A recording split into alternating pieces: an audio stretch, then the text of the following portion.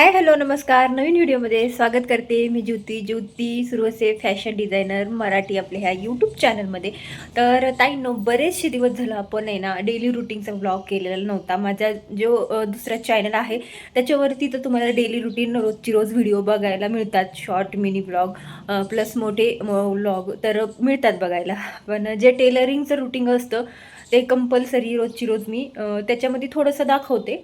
पण रोजची रोज नाही बनवणं होत. तर म्हटलं चला, आता खूप दिवस झाला आपल्या ह्या फॅशन डिझायनरच्या चॅनलवरती तुम्हाला माझं टेलरिंग रुटीन बघायला नाही मिळालं.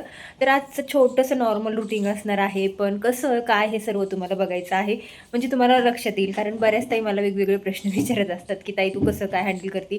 तर ते तुम्हाला सगळं डिटेलमध्ये बघायचं असेल तर त्या चॅनलवरती बघावं लागेल.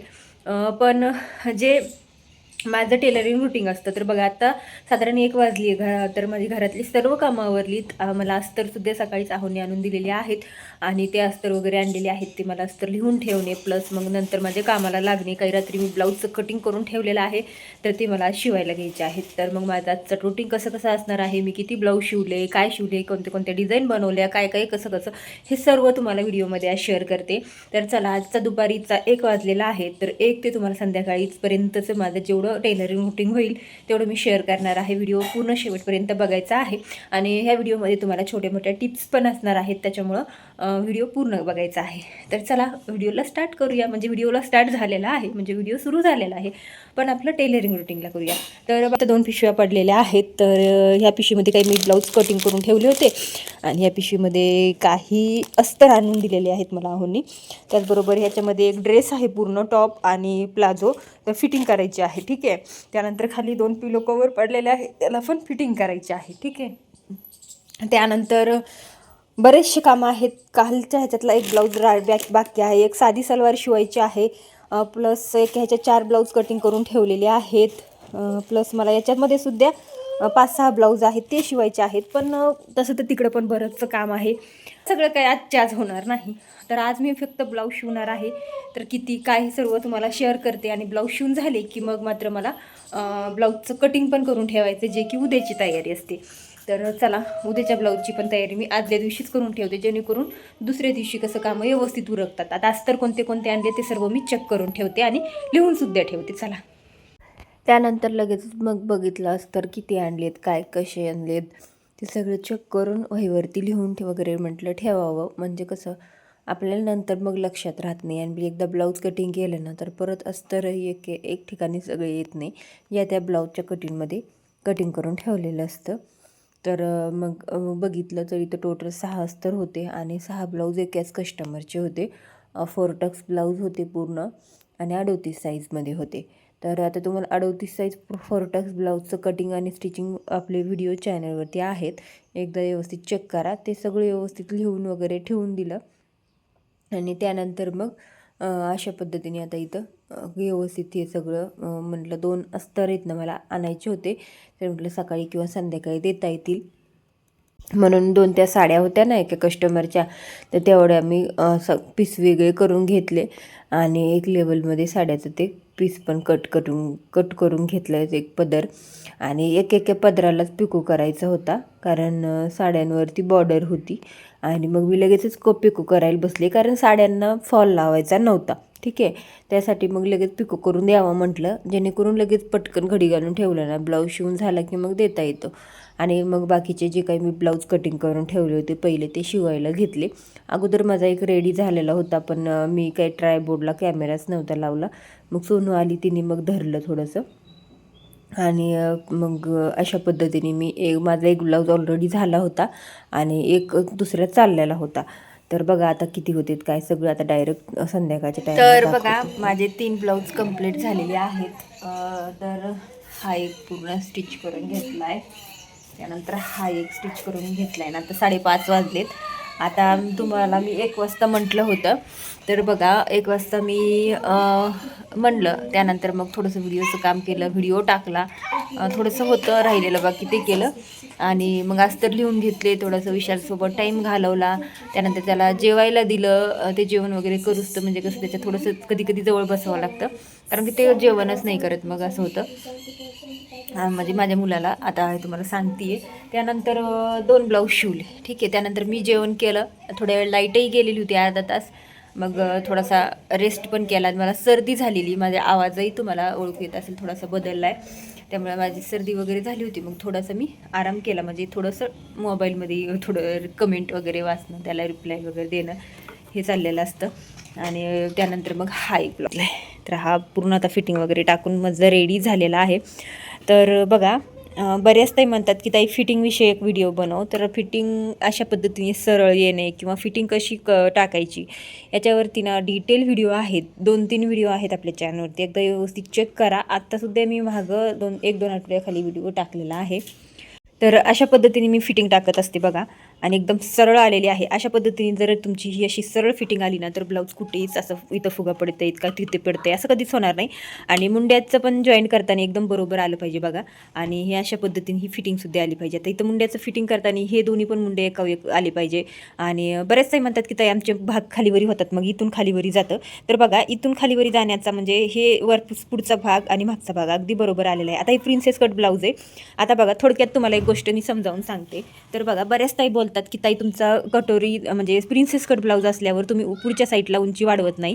तर मोठे साईज असेल ब्लाऊजची तर मग मात्र तुम्हाला उंची वाढवावी लागते. जे 36चे पुढचे ब्लाऊज असतात ते 36 ब्लाऊजच्या मापापर्यंत आपल्याला मापाच्या ब्लाऊजपर्यंत प्रिन्स कटला फ्रंट साईडनी उंची वाढवायची अजिबात गरज नाही. जर तुमचे त्यापेक्षा मोठे मापाचे ब्लाऊज असतील तर मग तुम्हाला अर्धा 1 इंच उंची मागच्यापेक्षा जास्त एक्स्ट्रा घ्यावी लागते बघा.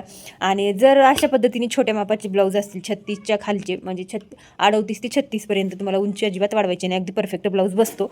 तर बघा, इथं मी एकदम बरोबर ब्लाऊज कटिंग केलेला होता, बराबर उंचीचा मागचा आणि पुढचा. तर अजिबात खालीवरी झालेला नाही आहे. आणि समजा सपोज झालाच तर मग काय करायचं, तर मग तुम्हाला पुढच्यासाठी उंची वाढवावी लागेल किंवा जे मागचा मुंडा असतो ते पुढच्या मुंड्यासाठी एक लेवल करून घेऊन मग हे आपलं तुम्हाला फिटिंग करावी लागेल. तर त्या विषयावरती ना एक मी नवीन व्हिडिओ तुम्हाला टाकेलच. पण त्यानंतर आहे ना बघा, अशा पद्धतीने आपली फिटच्याच व्हिडिओमध्ये मी तुम्हाला सांगितलं होतं की हुकलूक पट्टी कशी जोडायची प्लस गळ्याचं फिनिशिंग कसं करायचं अशा पद्धतीने. तर पूर्ण तुम्हाला डिटेल व्हिडिओ त्याच्यावरती तुम्हाला मिळालंच असेल. पण बघा, अशा छोट्या मोठ्या ज्या टिप्स असतात त्या फॉलो करायच्या म्हणजे कसं लक्षात येतं सगळ्याच गोष्टी. तर चला, आता हे ब्लाऊज मी पूर्ण उलटवून घेते, कारण माझ्या एका हातामध्ये मोबाईल आहे त्यामुळे मला काही व्यवस्थित पकडता येत नाही आहे. त्यामुळं मी व्यवस्थित तुम्हाला ब्लाऊज करून घेते आणि मग दाखवते. बघा, हे अशा पद्धतीचा प्रिन्सेस कट ब्लाऊज आहे. तर मस्त असा हा ब्लाऊज रेडी झालेला आहे. पप वगैरे मस्त आलेला आहे. हुकलूक पट्टीसुद्धा तुम्ही बरोबर आहे, बघू शकता. कुठेच खाली किंवा वरी दिसणार नाही तुम्हाला. फिनिशिंगसुद्धा बघू शकता. ही फ्रंट साईड आहे. आता हे बॅक साईडचं दाखवते. बॅक साईडला असं थोडासा पंचकोनी पण थोडासा राऊंडमध्ये म्हणजे थोडंसं केलेलं आहे. म्हणजे थोडासा वेगळा गळा करण्याचा प्रयत्न केला आहे. म्हणजे प्रयत्न नाही, अशा पद्धतीचा असतो जे चांदणी असते ते. पण हे जास्त मी कोणा इकडे काढले नाही का ते तुम्हाला सांगते. तर बघा, हा ब्लाऊज आहे 28 साईजचा, खूप छोट्या मापाचा ब्लाऊज आहे. त्यामुळे मी काही इकडे जास्त काढलं नाही, कारण 28 साईजच्या जे कस्टमर असतात 28, 30 आणि 32 हे 3 कस्टमरला ना काहीच म्हणजे पाठीचा भाग जास्त त्यांचा रुंदीचा नसतो. त्यामुळे आपल्याला मागचा गळा आहे ना खूप जास्त असा पसरट घ्यायचा नाही. मग ते पसरट घेतला तर मग ते काहीतरी वेगळं वाटतं आणि मग इकडे जास्त लूज पडायला लागतं ब्लाऊज. त्यामुळे काय करायचं, खूप जास्त पसरट नाही घ्यायचा. तुम्ही डीप घेऊ शकता पण पसरट नाही घ्यायचा. डीप म्हणजे हे अशा पद्धतीने, आता इथं मी बघा बराच हे उंचीला गळा, हे पूर्ण 9.5 गळा आहे.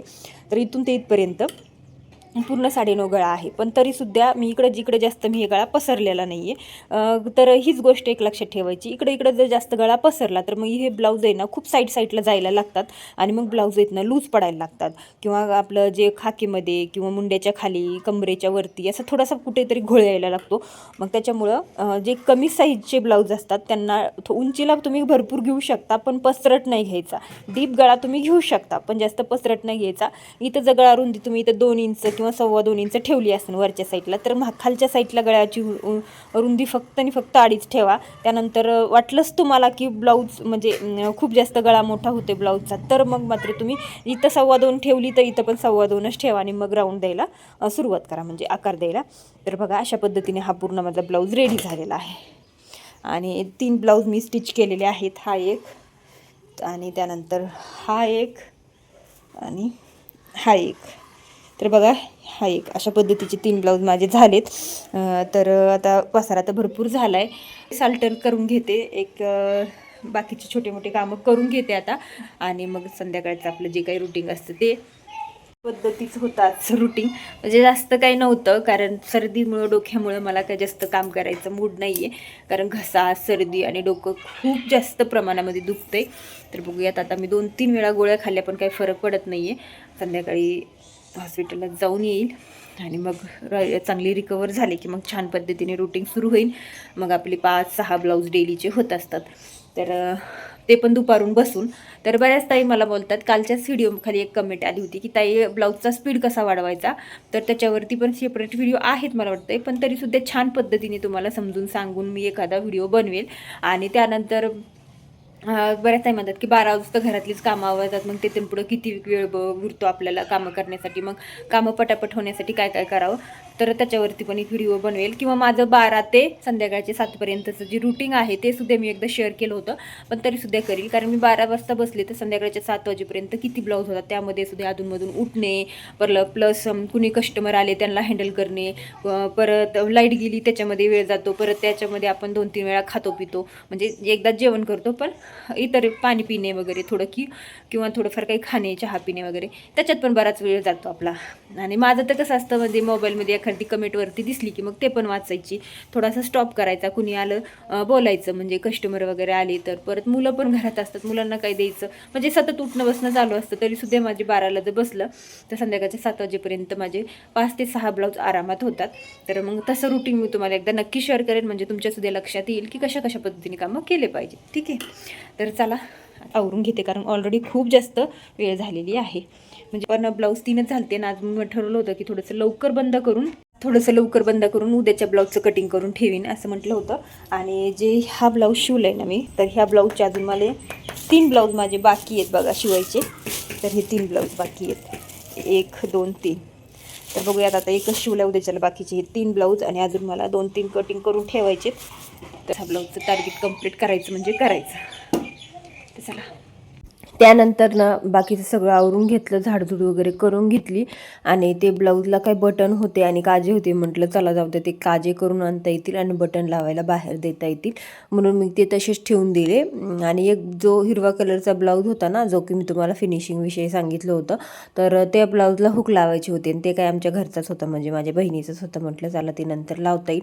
पण हे एकाच कस्टमरचे 6 ब्लाऊज होते, तर म्हटलं चला आता ते आज तर सकाळी आणून दिले होते, तर कटिंग करून ठेवावं, जेणेकरून उद्या किंवा परवा जसा वेळ मिळेल तसा आपण शिवू शकतो.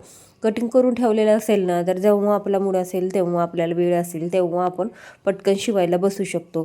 तर मग इथं मी लगेच पहिलं कटिंग करायला बसले. अगोदर आता हे 4 टक्स ब्लाऊज असल्यामुळं ह्यांचे मापं मात्र माझ्या डोक्यामध्ये एकदम फिट झालेले होते. म्हणजे कसं की रेग्युलरचं कस्टमर जे असतं त्यांचे मापं आपले एकदम डोक्यामध्ये हे झालेले असते, त्याच्यामुळे काही एवढी गरज नाही पडत. फक्त मी थोडीशी उंची आणि छाती मोजून घेतली, आणि त्यानुसारच मी इथं सगळे मापं टाकणार आहे. तर बघा, आता इथं 4 टक्स ब्लाऊज आहे, मी डायरेक्ट अस्तरवरतीच कटिंग करते. अस्तरवरती कटिंग केल्याने काय होतं की वेळही वाचतो. आता पेपरवर करायचं, परत ते पेपर अस्तरवरती ठेवायचं, मार्किंग करायचं, त्यापेक्षा बरे ना पटकन अस्तरवरती मार्किंग करून आपण कटिंग करून घेऊ शकतो. एका अस्तरचा करून घ्यायचं, सगळे पार्ट आपले काढून घ्यायचे, आणि त्यानंतर मग तेच मार्किंग करून घ्यायचं आपलं दुसऱ्या अस्तरवरती. सगळे अस्तर एकाला एक जॉईंट करून घ्यायचे, आणि मग त्याच्यावरती ठेवून ते कटिंग करायचं. आता कसं करायचं काय, ह्याच्यावरती एक सेपरेट व्हिडिओ आहे, तिथं मी जाऊन नक्की बघा चॅनलवर आपल्या ह्याच, त्याने इथं पण दाखवलेलं आहे मी. तर आता मी थोडक्यात बोलते, आणि बोलता ते तुम्हाला दाखवते. आता 4 टक्स ब्लाऊज म्हटलं की कशा पद्धतीने कटिंग केलं जातं. आता 4 टक्स ब्लाऊज पाहिलं खूप जास्त चालायचे, आता काय जास्त एवढे चालत नाही, पण चालतेत. कारण काय होतं, 4 टक्स ब्लाऊज फिटिंगला खूप छान बसतो, कमी जास्त सुद्धा आपल्याला फिटिंगमध्ये करता येतं. तसं कटोरी कशी साईजनुसार असते, त्यामुळं जर छोट्या मापाच्या लेडीजला जर कटोरी घालायला दिली, कटोरी ब्लाऊज मोठ्या मापाचा, तर मग ते खूप जास्त लूज होतो, किंवा कटोरी मोठी होती, किंवा एखाद्या मोठ्या मापाच्या लेडीजला छोट्या मापाचं ब्लाऊज दिलं तर ती कटोरी बसतच नाही. अशा पद्धतीचे प्रॉब्लेम्स असतात कटोरी ब्लाऊजचे. 4 टक्स आणि प्रिन्सेस कटचं असं असतं की आपण प्रत्येक मापाला थोडंफार ॲडजस्ट करून नाही ना शिवू शकतो. खूपही मोठं नाही, पण त्यातली त्यात आपण 28 ते 36पर्यंत आपण मापं ॲडजस्ट करून कमी जास्त करून शिवू शकतो. तर तिथून पुढं जर मोठे मापं असतील तर मात्र आपल्याला थोडंफार थोडं लक्ष देऊनच करावं लागतं. म्हणजे लक्ष देऊन नाही, पण असं असतं की ज्या त्या मापाच्या, ठीक आहे. तर असं जाऊ द्या. आता बऱ्याच ताई म्हणतात की ताई तुमचे पेपर पॅटर्न हवे आहेत मला, तर बघूयात आता लवकरच आपण त्यावरती काम करूयात, पण वेळच नाही मिळत, काय करणार, कारण सगळ्याच गोष्टी हँडल करणं एकाच व्यक्तीला इतकं शक्य होत नाही. जेवढं होतं आहे मला तेवढं मी करत असते. तर बघा, अगोदर मी आता बाहीचं कटिंग करून घेतलं. बाहीचं मी मागच्या मुंड्याला व्यवस्थित जॉईंट होतं आहे का, बाही पुरती का ते चेक करून घेतलं. आता बाही, फ्रंट पार्ट आणि बॅक पार्ट माझे सगळे एका अस्तरचे कट करून झाले होते. एका ब्लाऊजचं अस्तर पूर्ण कट करून झालं होतं. आता इथं मी सगळे अस्तर एका व्यक्तीवरती ठेवले. आता मी तर पूर्ण 1 मीटर अस्तर वापरते, कारण 38 साईज आहे, बाही आहे 6 इंचची आणि 38 साईज आहे. आणि फर्टक्स ब्लाऊज म्हटलं की कपडा थोडा आपल्याला जास्तीच लागतो. तर मग त्यासाठी आपल्याला अशा पद्धतीने इथं मी 1 मीटर अस्तर तुकडे आणत असते, प्रत्येक मापाचे 1 मीटरचे, आणि मग प्रत्येक कलरचे, आणि मग हे अशा पद्धतीने मी इथं कटिंग करत असते. आता कटिंग करताना आपल्याला कुठे काय बसेल, कुठे काय, हे सगळं ॲडजस्ट करून बघायचं. आता अगोदर बॅक पॅटर्न मी इथं कट करून घेतला, इथं आता फ्रंट पॅटर्न कट करून घेते. पण अस्तर सगळे सारखे नसतात, कधी थोडं जास्त असतं, कधी थोडं कमी असतं. मग त्यासाठी अगोदर मी इथं सगळं सारखे अस्तर करून घेतले. त्यानंतर मी इथं फ्रंट पार्टसुद्धा तसा ठेवून घेतला, आणि इथं फ्रंट बॅक तर कट केला होता, आता फ्रंट पण कट करून घ्यायचा. आणि ह्याच्या खाली आपल्याला किती ब्लाऊज होते, तर 5 ब्लाऊज होते, आणि 6वा ब्लाऊज मी वरती कटिंग करून मापासाठी ठेवला होता. आलं लक्षात? हे अशा पद्धतीने मी कटिंग करत असते, जेणेकरून कटिंग खूप जास्त लवकरात लवकर उरकतं. आणि एका मापाला, समजा एका ब्लाऊजला आपण मापात टाकून कटिंग घेऊ शकतो. पण आता एकाच मापाचे 6 ब्लाऊज असतील तर प्रत्येक ब्लाऊजला वेगवेगळं माप टाकण्याची काहीच गरज नाही. आणि जर वेगवेगळे मापाचे असतील तर मात्र आपल्याला अशा पद्धतीने वेगवेगळे मापं ज्याचे त्याचे मापं टाकून कटिंग करावं लागतं. तर थोडक्यात सांगितलं की त्याची कमेंट होती म्हणून. तर चला असो, आता इथं हे होता डिझायनर, थोडासा वर्कचा ब्लाऊज होता. तर आता हे वरचं ब्लाऊज शिवायचं म्हणलं की खूप साऱ्या झंझटी असतात. आता इथं बाहीला काठ खाली प्लेन होते, म्हणजे जसे होते तसेच होते, आणि बाहीला वरती डिझाईन आलेलं होतं. पण आता ते एवढं कटिंग करायचं म्हणल्यावर पुरणार नाही ना. आधीच हे ब्लाऊज पीस खूप जास्त कमी होतं, आणि साईज मात्र आपल्या ब्लाऊजची मोठी होती. तर मग आता काय करायचं, मग ते आता मी काय करणार, ते काठ आहेत ना थोडीशी यूज करणार आहे, योगपट्टी आणि फ्रंटच्या थोडीशी डिझाईन बनवण्यासाठी. आणि जे बॅक आहे ती डिझाईन तेवढी आपण इथं बॅकला कट करून घेणार आहोत, आणि बाहीची जेवढी आहे तेवढी आपण इथं कट करून घेणार आहोत. आता इथं आपण थोडीशी काठ जे एक्स्ट्रा घेऊन बाही लांब बनवली असती, पण काय करणार, इथं कपडा इतका छोटा होता, आणि त्यातही पुन्हा मध्यच भागी इथं अशा पद्धतीने इथं हे दिलेली होती की बॅकनेकची डिझाईन. तर अशाच पद्धतीने काय फॉल्ट येतो काय माहिती, कधी कधी वर्कचे ब्लाऊज जे रेडीमेड वर्क केलेले ब्लाऊज असतात ना, त्याच्यामध्ये खरंच खूप ॲडजस्टमेंट करावं लागतं आपल्याला.